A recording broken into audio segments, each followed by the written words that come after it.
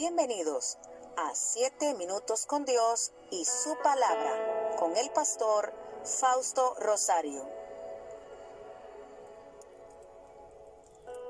Saludos a cada uno de ustedes y bendiciones en nombre de nuestro Señor Jesucristo. Vamos a iniciar el día de hoy leyendo la palabra en el libro de Jueces, capítulo 7, versículos 6 y 7, que nos dice: Y el número de los que lamieron llevando el agua con la mano a su boca, 300 hombres, y todo el resto del pueblo se dobló sobre sus rodillas para beber las aguas. Entonces Jehová dijo a Gedeón: Con estos 300 hombres que lamieron el agua, os salvaré y entregaré a los madianitas en tus manos. Y váyase toda la demás gente, cada uno a su hogar. Hoy tratamos el tema: lo poco en las manos de Dios.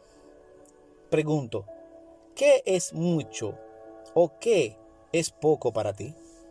Y hago esta pregunta porque la respuesta depende siempre del contexto. Un niño, por ejemplo, pequeño, puede encontrar demasiado que se le pida cargar una silla o cargar una cubeta de agua. Sin embargo, ese mismo niño, cuando sea hombre, puede encontrar poco el cargar una silla o una cubeta de agua. En la historia que leímos sobre Gedeón, los israelitas estaban asediados por los madianitas. Estos les robaban las cosechas, los perseguían porque eran muchos y mucho más fuertes que ellos. Y los israelitas tenían que vivir huyendo, se escondían en cuevas, en montes, para evitar ser asediados por estos hombres. Y tenían un ejército enorme. Dice la Biblia que eran como langostas. O sea, eran muchos. Sin embargo, Dios llama a Gedeón. Y Dios envía a Gedeón para pelear contra los madianitas. Si vemos esto en el contexto humano, esto era como suicidarse, pero no en el contexto de Dios. ¿Sabe? Cuando las cosas están en manos de Dios, nada es imposible. Vemos, por ejemplo, a Israel cuando se le apareció Goliat.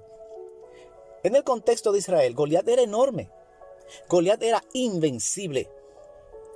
Pero en el contexto de David, quien tenía su confianza en Dios, Goliat no era nada.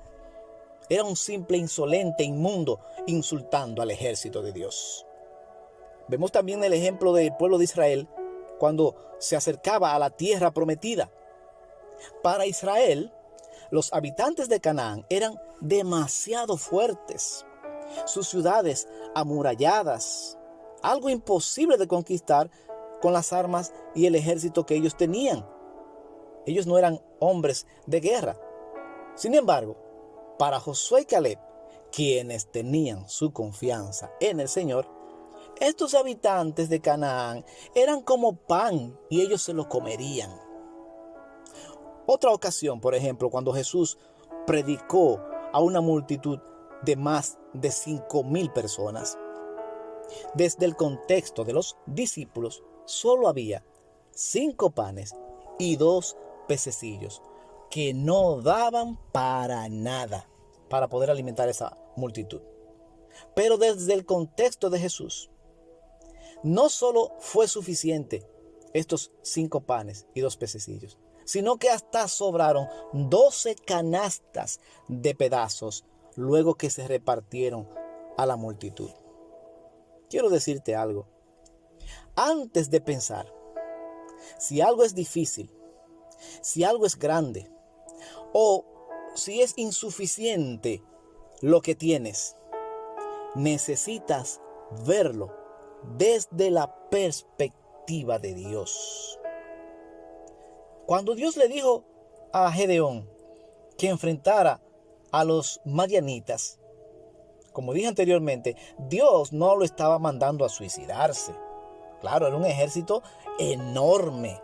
Y Gedeón logró juntar un ejército de 32,000 hombres. Y luego Dios le dice a él, no, con esos 32,000 hombres no.